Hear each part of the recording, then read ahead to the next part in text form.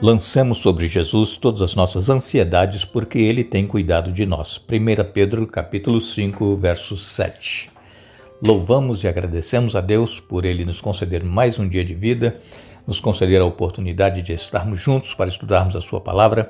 Agradecemos a todos vocês que estudam conosco e que compartilham esses estudos com outras pessoas, a todos que são inscritos no canal Hora Tranquila no YouTube, que clicam o dedinho de joinha, e também a vocês que nos escrevem, dizendo de onde estão acompanhando. Mandamos aqui um alô especial para o Leônidas Bezerra, ele pede orações por Raimunda Martins. Um alô especial para Nadir Cabral, também Genésio Mioto, parabenizando Nádia, completando mais um ano de vida. Daniel José da Silva, parabenizando a filha Vanessa, completou mais um ano de vida, dia 17, e pede orações pela filha Ângela. Sérgio Santos, parabenizando a neta Melina, também foi no dia 16 que aniversariou. Um alô especial para Maria Conceição, para Duarte Xavier, que pede orações para ter mais fé. Um alô especial para Lucas Alves, que pede orações pela esposa Rosana. Também um alô especial para Dora Silva. Cacilda Santos, que pede orações por Iracema, ela caiu. Enfim, todos os demais que nos escrevem, nós agradecemos e sempre mandaremos alô para vocês. Iremos orar. Querido Pai, que estás nos céus, nós te damos graças pela vida, pelos cuidados, por tudo que tens feito por cada um de nós. Queremos te agradecer por estes momentos, pedimos que o teu Espírito Santo continue trabalhando conosco, nos ajudando a entendermos a tua palavra, colocá-la em prática em nossa vida.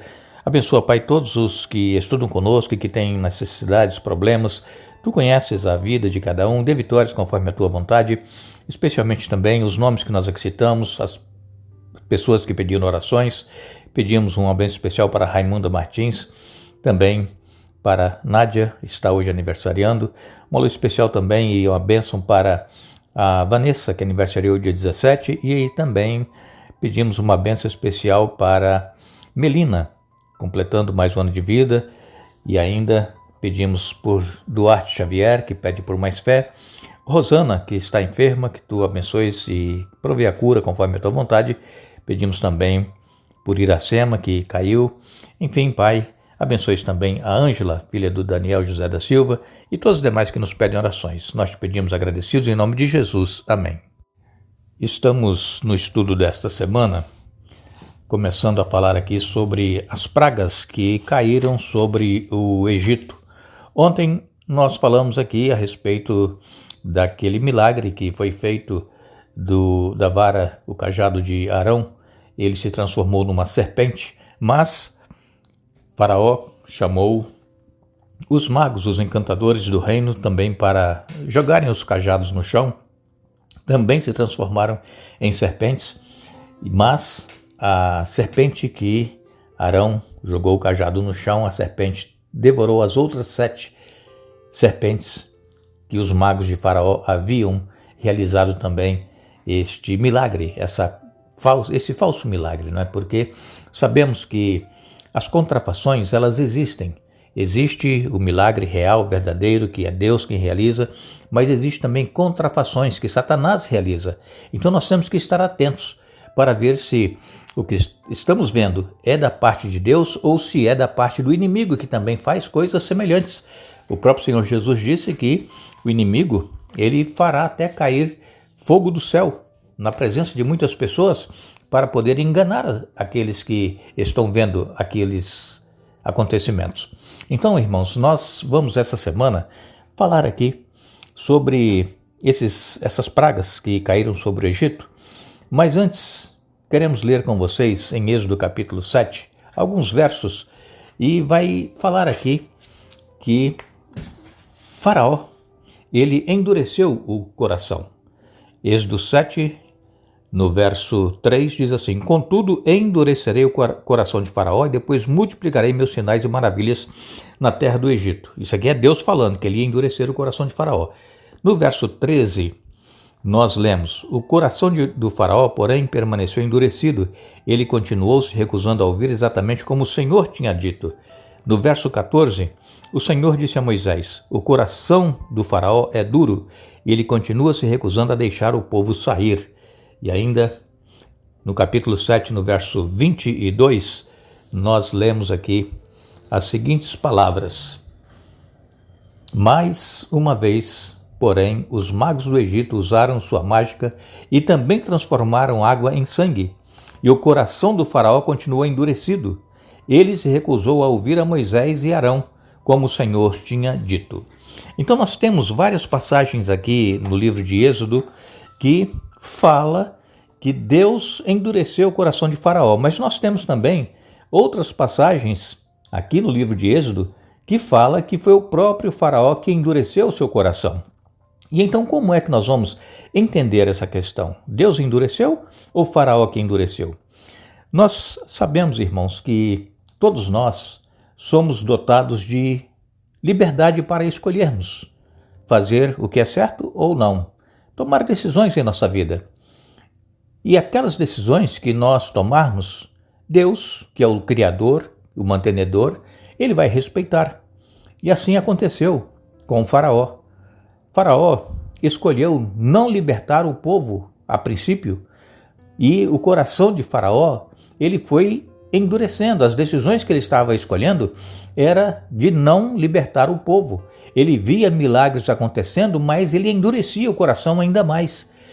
E interessante, irmãos, que lá no Egito, naquela ocasião, naquela cultura, os faraós, eles eram considerados como deuses e eles eram também tidos como aquelas pessoas que tinham um coração de pedra, um coração duro, um coração que não se dobrava por qualquer coisa. E o que acontecia quando o faraó morria? Eles embalsamavam o corpo daquele faraó e eles retiravam primeiro todas as entranhas do corpo, todas as vísceras, e faziam o embalsamamento, e depois que já estava tudo pronto, eles recolocavam somente o coração daquele faraó dentro do corpo. Por quê? Porque eles criam que quando o faraó tivesse que comparecer perante o tribunal, perante o juízo, ele teria que mostrar o que ele tinha dentro do coração, como é que ele agiu.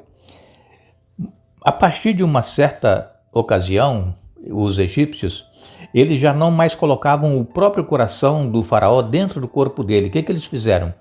Eles fizeram corações de pedra, e esses corações de pedra, então, eram colocados dentro das múmias. Por que eles faziam isso? Porque o coração de pedra, ele não tem sentimento. E então como é que um faraó poderia ser julgado pelas suas ações se o seu coração era um coração de pedra, era um coração duro, não tinha sentimentos? Então essa era a crença deles naquela ocasião, naquela cultura. Então o próprio faraó, ele endureceu o seu coração. Quando Deus começou a enviar as pragas lá no Egito, essas pragas era para que Faraó tivesse o coração quebrantado, um coração amolecido e pudesse libertar o povo. Essa era a intenção de Deus. Vinha a praga e o coração de Faraó endurecia. E cada vez que acontecia uma praga, mais duro se tornava o coração de Faraó. E a intenção, como eu disse para vocês, de Deus, era que o faraó reconhecesse, amolecesse o coração e deixasse o povo ir. O que nós queremos também dizer a todos os nossos irmãos e irmãs, amigos e amigas que acompanham conosco o estudo, Deus, ele não criou o mal. Deus, ele criou os anjos com liberdade de escolha. Deus criou o ser humano com liberdade de escolha. E como eu disse para vocês, Deus, ele conhece o fim desde o princípio, mas ele respeita cada escolha que é feita. Por exemplo, Lúcifer escolheu se rebelar lá no céu, se voltar contra Deus, falar mal de Deus, e ele arregimentou uma boa parte dos anjos para estarem do lado dele, para poderem então fazer aquela batalha que houve nos céus. Lúcifer e seus anjos contra Miguel e os seus anjos. E houve então a batalha no céu, e Lúcifer e os anjos maus foram expulsos do céu, consequência da escolha errada que ele fez.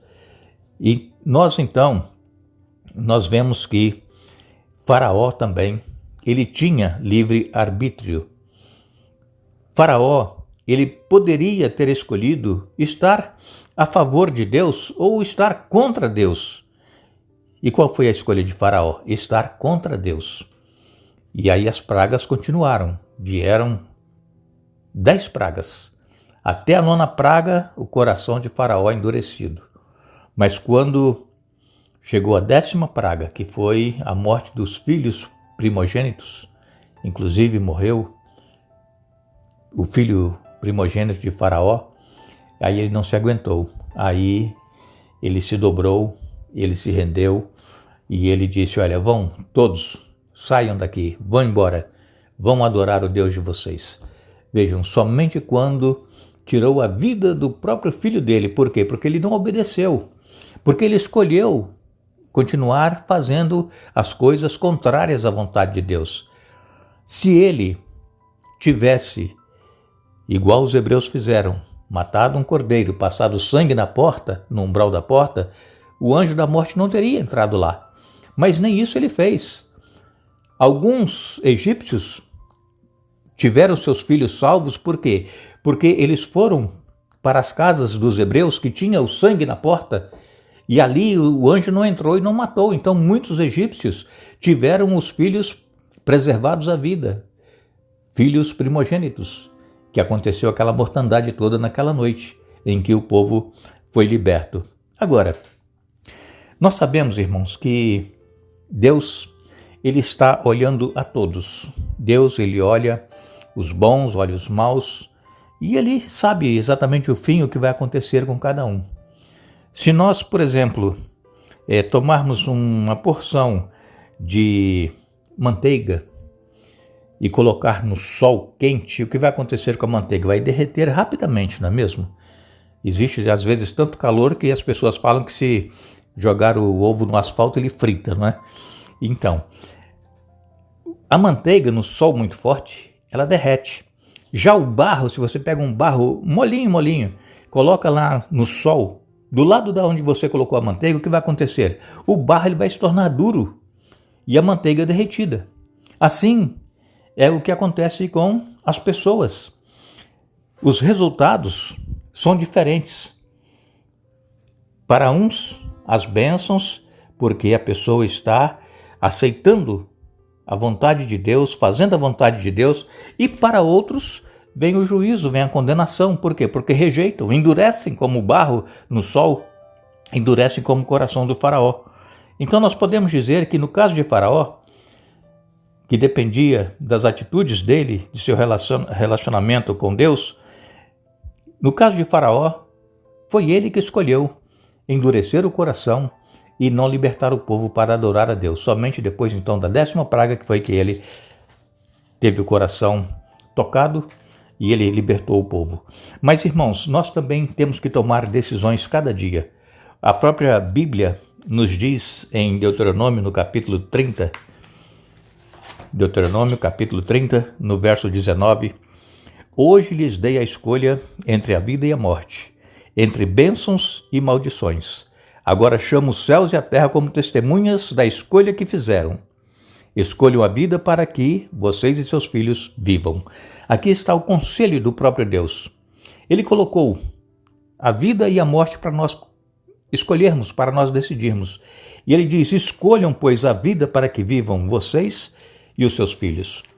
Nós temos que tomar muitas decisões, irmãos, cada dia, cada momento. E essas decisões vão influenciar para a vida eterna ou para a morte eterna. Como é que nós vamos reagir diante das próximas decisões que nós vamos ter que tomar? Hoje mesmo você poderá ter muitas decisões a tomar. Escolha estar ao lado de Deus. Eu também, vocês todos que nos ouvem, escolham estar ao lado de Deus para que vivam vocês, nós e os nossos filhos. Que Deus nos abençoe, que Deus nos dê um bom dia. Retornaremos amanhã para dar sequência ao estudo desta semana, mas não nos esqueçamos. A Bíblia, ela nos diz: a nossa pátria está nos céus, onde aguardamos um Salvador, o Senhor Jesus Cristo. Filipenses capítulo 3, verso 20. Que Deus nos abençoe.